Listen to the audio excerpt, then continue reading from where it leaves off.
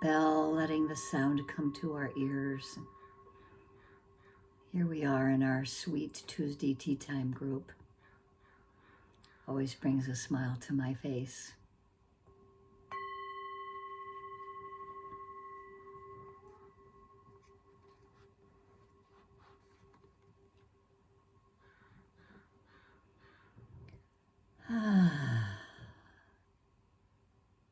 Just taking this time to remember being settled in our bodies.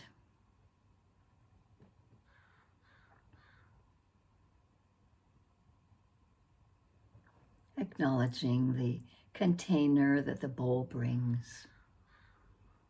The acknowledgement of the Buddha and the Dhamma and the Sangha. The reasons that we find ourselves together, ourselves here. Because of curiosity and understanding ourselves and understanding our true nature and exploring the teachings of Gautama Buddha, one of many Buddhas, and seeing for ourselves the things that happen when we notice clearly our reactions and responses when things don't go the way we wish them to go, or we can't hang on to them when we like what's happening. And understanding that this kind of suffering is inherent in being born human. And we have this opportunity through the Buddha's direct example, guiding us to see for ourselves clearly what happens when we understand the nature of suffering or in the nature of our clinging to or pushing away from things that we want and don't want. And it veers away from just being a philosophy that we understand into a practice that we embody to see and know really for ourselves.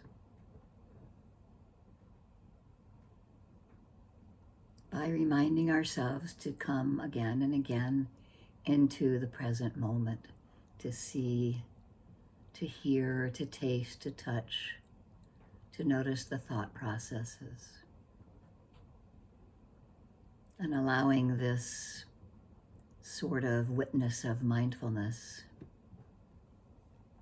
I hesitate using the word witness because it's not something separate from us. But mindfulness has a neutrality about it. It sees whatever's happening,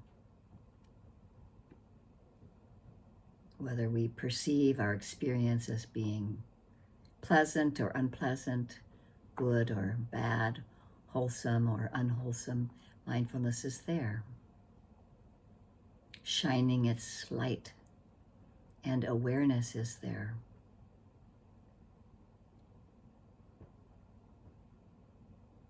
With each object we become aware of, whether we keep going back to our breath at the nostrils or at the belly, or whether we notice what's happening at any of the sense doors. When mindfulness arises, awareness arises with it. And that's what can see clearly. Wisdom can come from this investigation of seeing the impermanent nature of conditions that come together, arise, stay with us for a certain amount of time and pass away, coming together and falling apart over and over again. May we be with what is present now.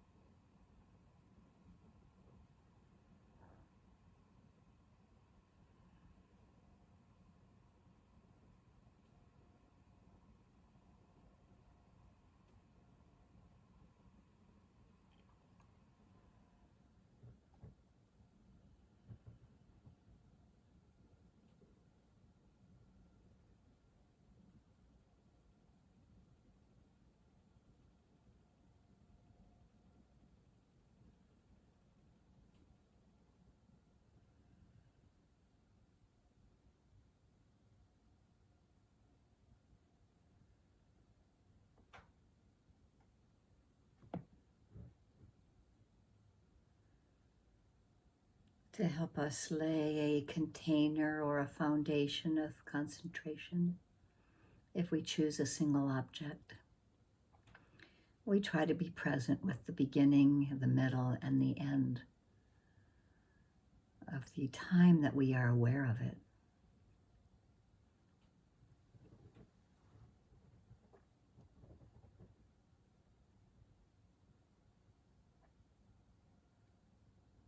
We can attend to our breath at the nostrils or the belly and notice if it's a long breath or a short breath.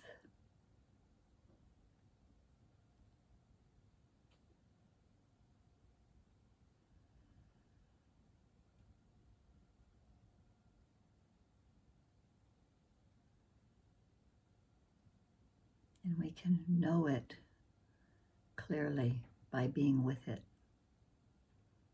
The knowing of it is an experience, not an intellectual understanding.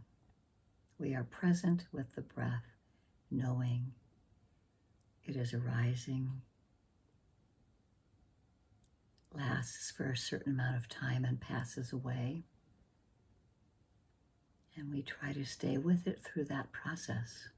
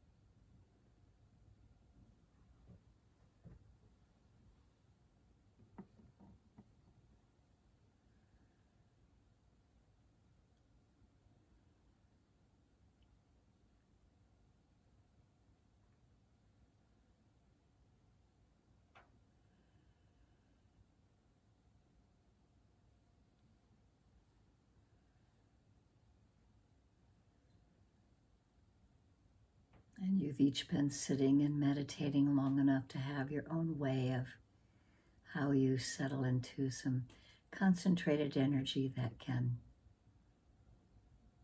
perhaps notice that the hindrances are not quite as predominant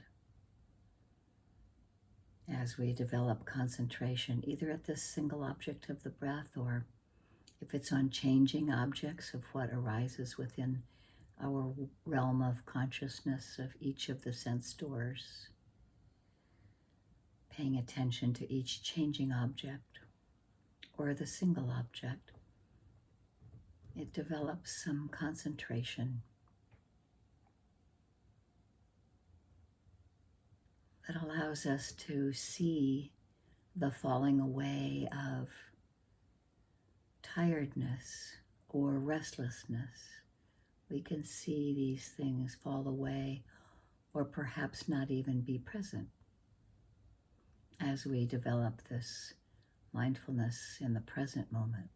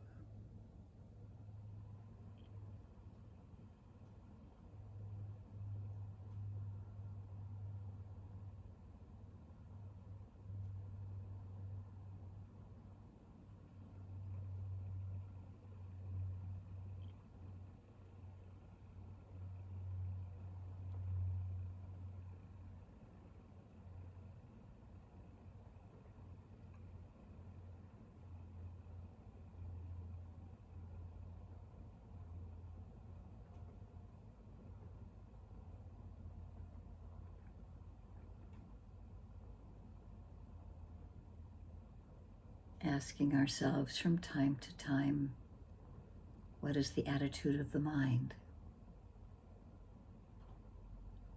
of our heart? What is happening right now to create interest, curiosity about what is arising, noticing characteristics about it.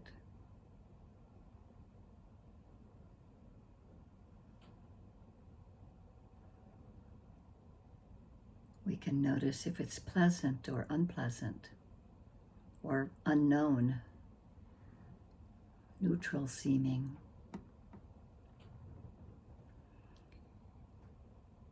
And we can carry on from there or go back to the breath.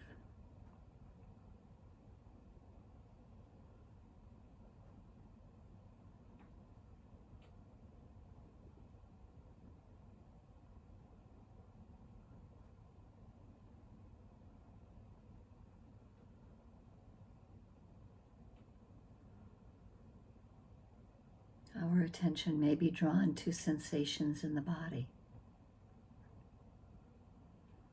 We can be with those sensations, let mindfulness be present. Sometimes we can see that they don't stay there. Those sensations move.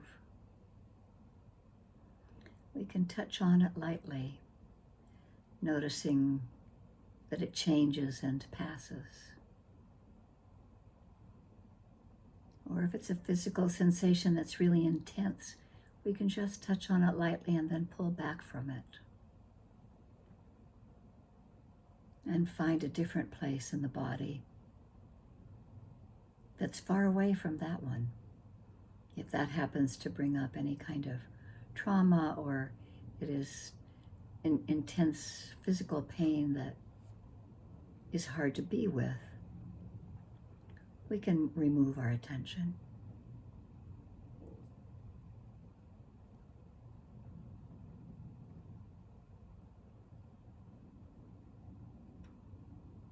We can be aware of its presence, but sometimes not really investigate it thoroughly.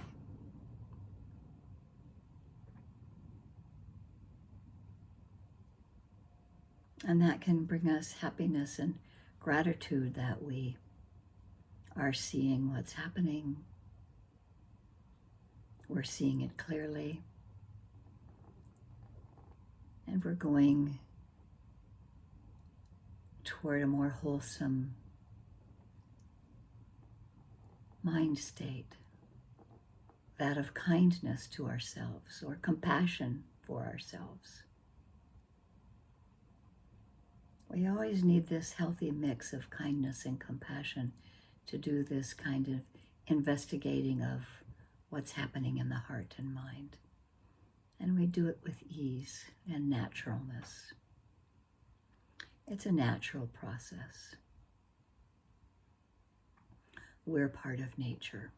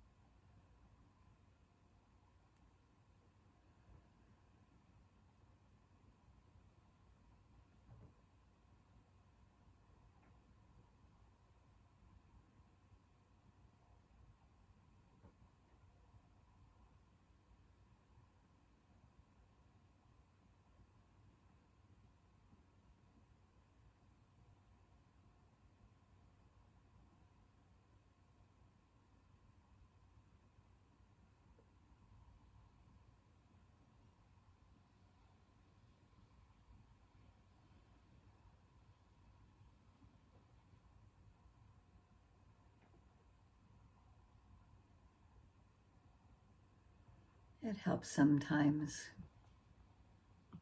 It helps sometimes if the mind is wandering to bring it back to the present by noticing something external, like feeling the air on your skin, bringing yourself back to the body, noticing coolness or warmth or pressure, noticing sensation.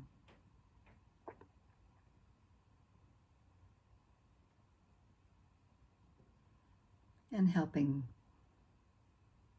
that to guide us into attending to the breath or attending to what comes to each of the senses, or the touch sensation of the buttocks on the cushion. You can always feel pressure or heat as soon as your focus is there.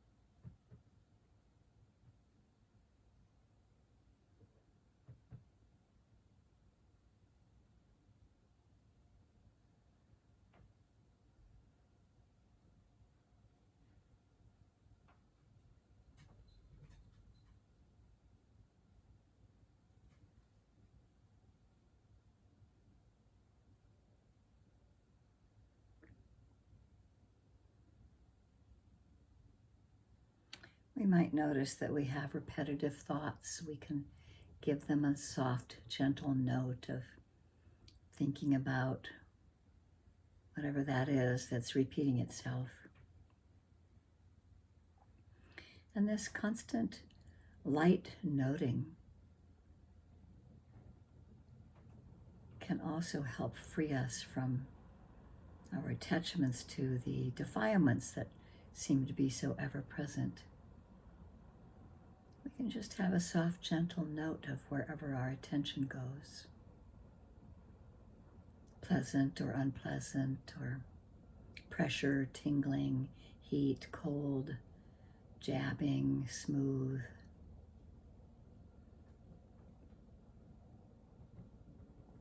Bringing this feeling tone to what we are knowing.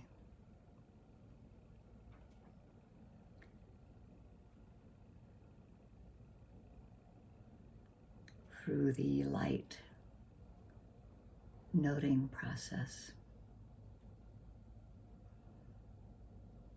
It's useful for busy minds because it gives your mind a little something to do while staying present.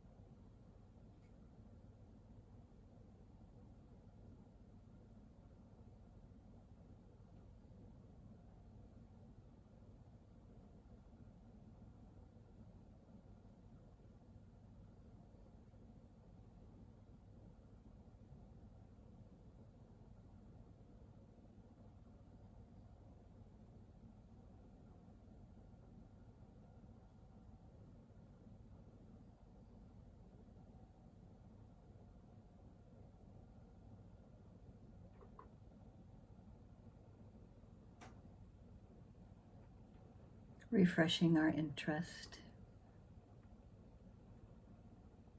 refreshing our curiosity, our confidence in the practice, letting mindfulness be present at the forefront, and awareness reveal the wisdom of seeing what happens when we attach to something arriving at one of our sense doors.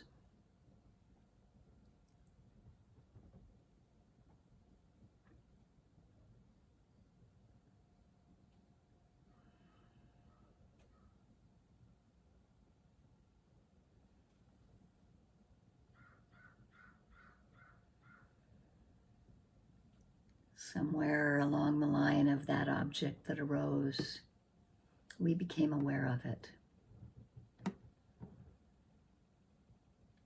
Perhaps it's something at the thought door, or at the door of the nose, or touching. All of a sudden, we're just aware again of something. And we just start where we are. Easeful, seeing its true nature of impermanence, the suffering it can cause when we grasp or push away, and the fact that there's no solid sense, there's no solidity to hang on to. Each of these conditions that come together, arise, stay for a certain amount of time, and pass away, and we are here with mindfulness and awareness to see clearly what happens in this process and how freeing that can be in seeing this clearly, bringing joy and upliftment to the mind.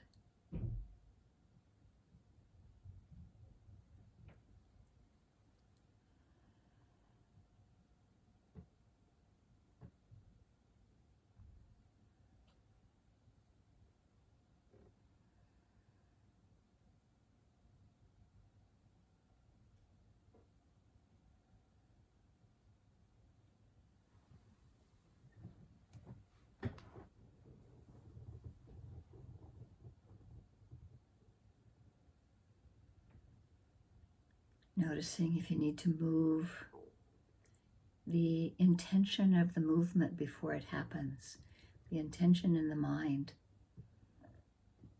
We can investigate what's happening.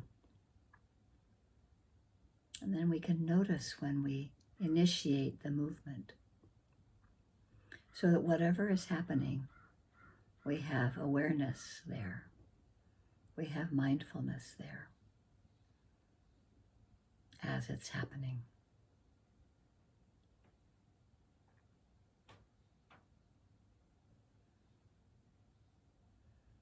Without a storyline around it. We just let that storyline go as soon as we notice its hold on us.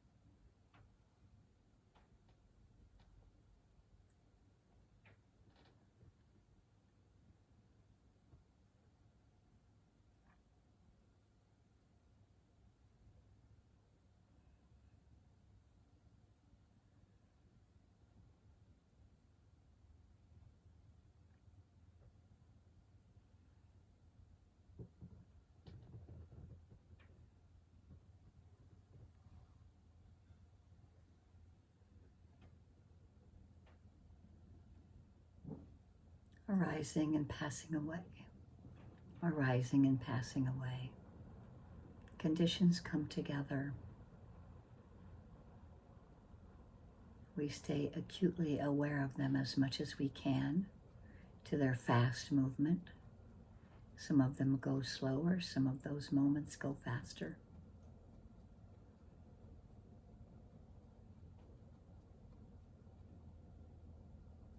We view with the neutral eyes of mindfulness and awareness and wisdom,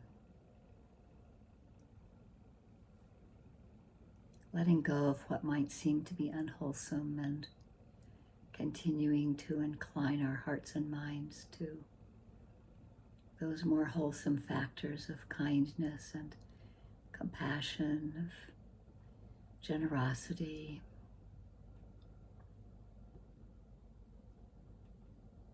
appreciation for ourselves and others that we are on this path. Appreciation for the moment that we wake up in and go, oh yes, that was pleasant or unpleasant, or we notice what the mind might have to say about it when we come to the present moment again.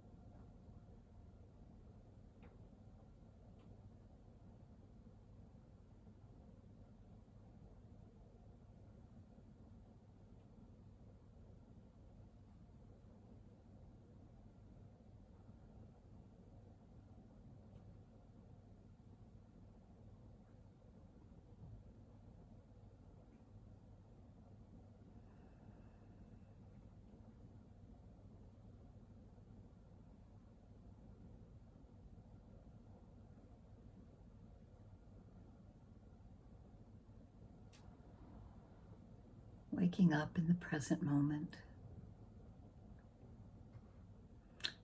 This is what's happening right now. This is the attitude of the heart and mind.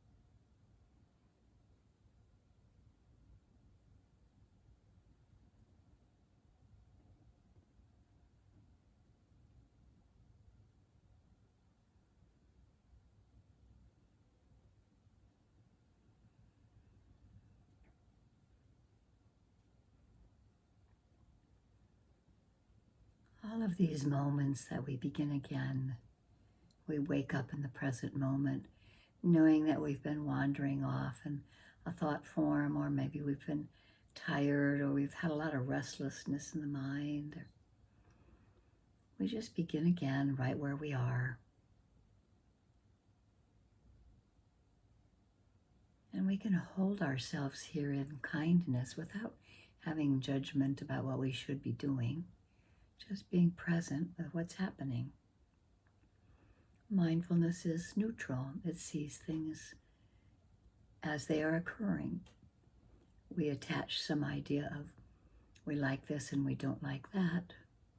We have preferences, they show up, and then we can investigate that to notice whether there's suffering that comes out of that grasping and craving.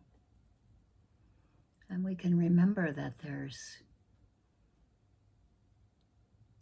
a reason for this because of our craving and clinging. And as we know, there's a path away from this, a path that can lead to freedom.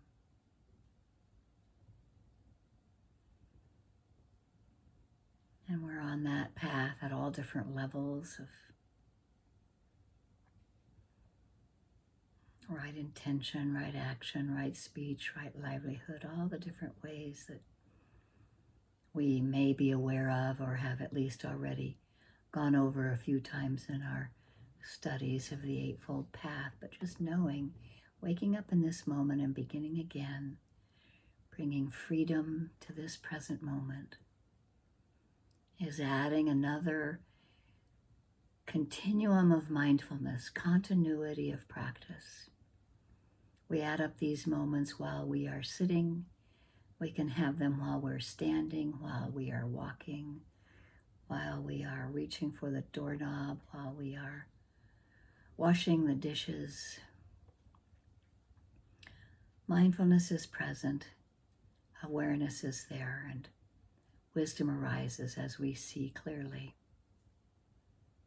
these three characteristics of anicca, anatta, and dukkha. And through all of this, we hold ourselves in kindness, with ease.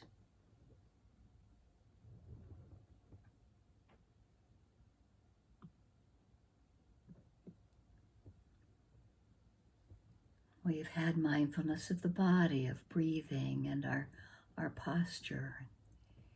We have this mindfulness of feelings, what's pleasant and unpleasant. And we notice mindfulness of the mind, of wholesome and unwholesome roots of the mind, and seeing clearly when something is a wholesome mind state or an unwholesome mind state. And we have mindfulness of the Dhammas, mindfulness of the truths.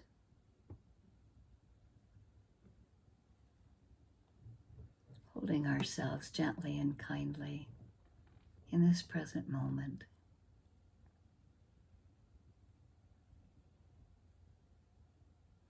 Acknowledging our heart and mind inclining toward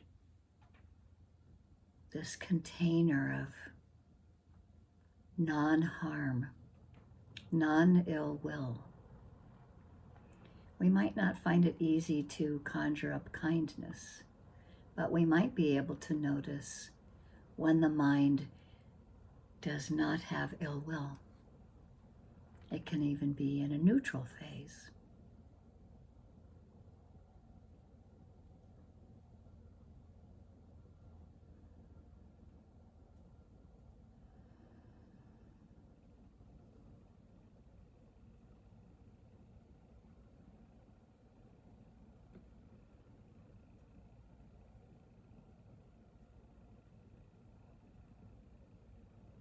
And we can let this kindness, this non-harming, non-ill will hold us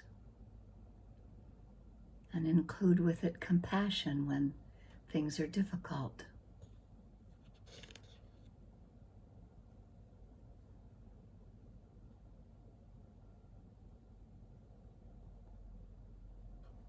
May we let this kindness and compassion include another person,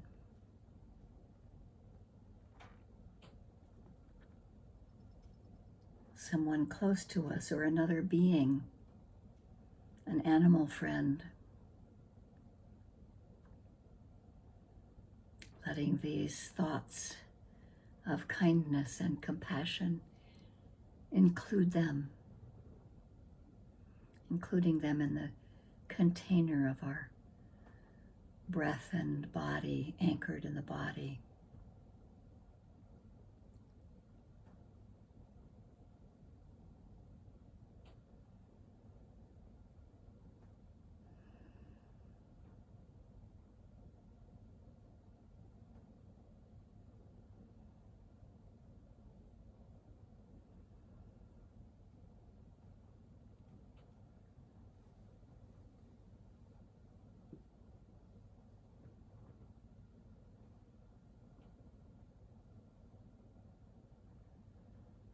Letting a sense of well-being pervade our hearts, be effusive to include another being, a close friend or a teacher.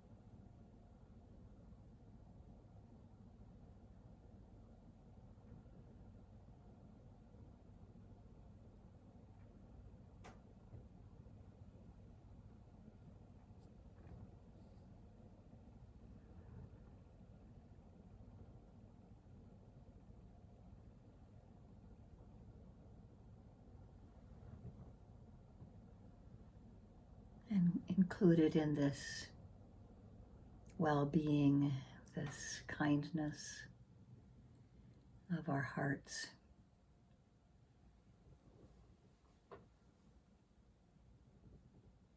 allowing this well-wishing to include a neutral person. Just as I wish to be happy, I know that you also wish to be happy. Who did you see recently that you don't know very well? But you can have well-wishing for them and compassion for them in their moments of suffering, that they may also find compassion for themselves. But we let this generate from our hearts to be infusing our beings with kindness and compassion to include ourselves, a good friend or a benefactor, an animal, a neutral being, a neutral person.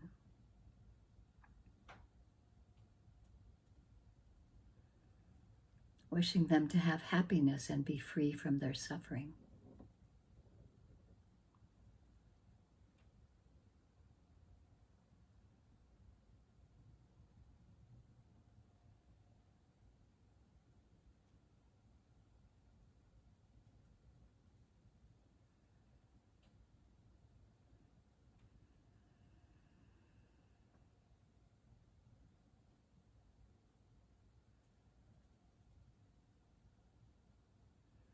Staying with this neutral person.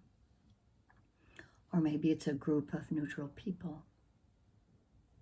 Whatever has come into your mind for the neutral category. Envisioning and sharing this kindness and compassion that we cultivate.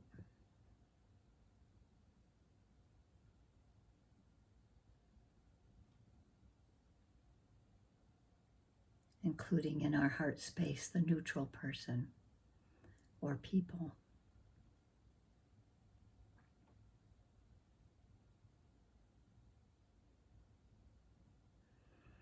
And as we have this buildup of kindness and goodwill from ourselves, our benefactor, our friend, our neutral person, let's include this time something that's difficult.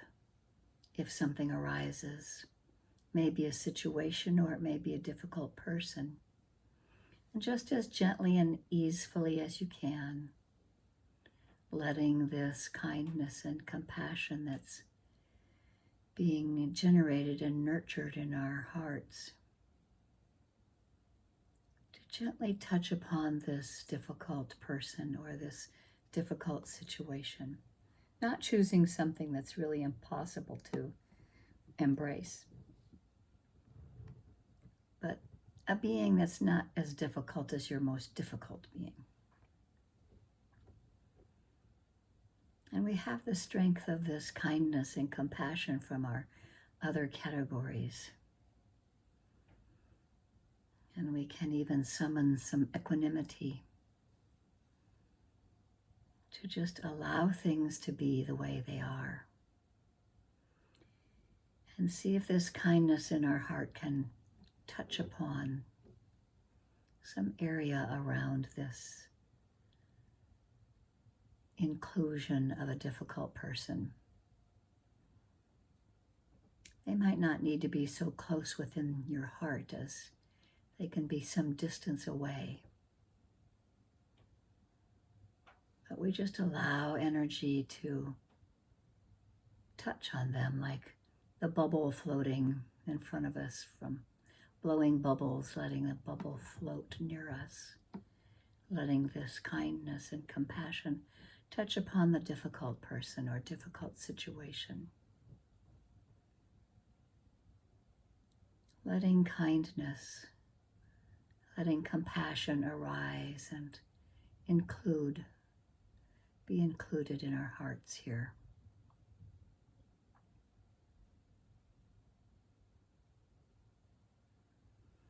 And if it's hard to do, just come back to the neutral person or your benefactor.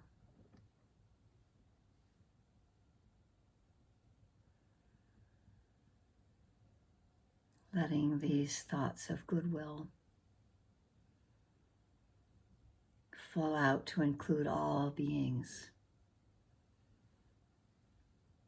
Those that swim and crawl and walk in all directions, above and below the oceans and the earth, to beings that are seen and unseen, those in sorrow and those in joy.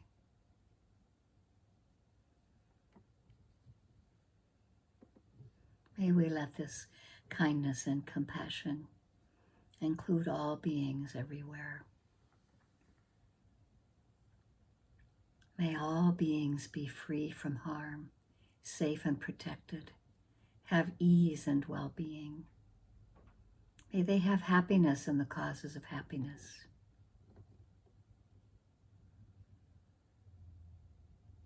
May they know their true nature. Anicca vata sankhara upadevaya domino upakitawa maruchanti te samvapasamo sukho. All conditioned things arise and pass away. Seeing this clearly with mindfulness brings the greatest happiness, which is peace.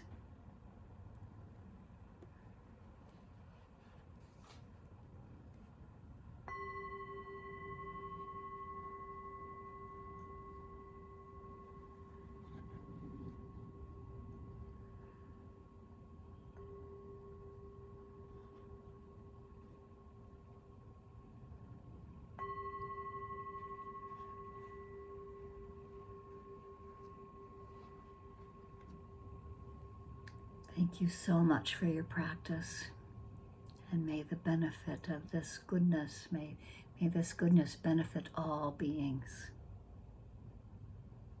It is no easy and simple task that we're doing. in paying attention to our hearts and minds in difficult and challenging times and in joyous times. So thank you for this time.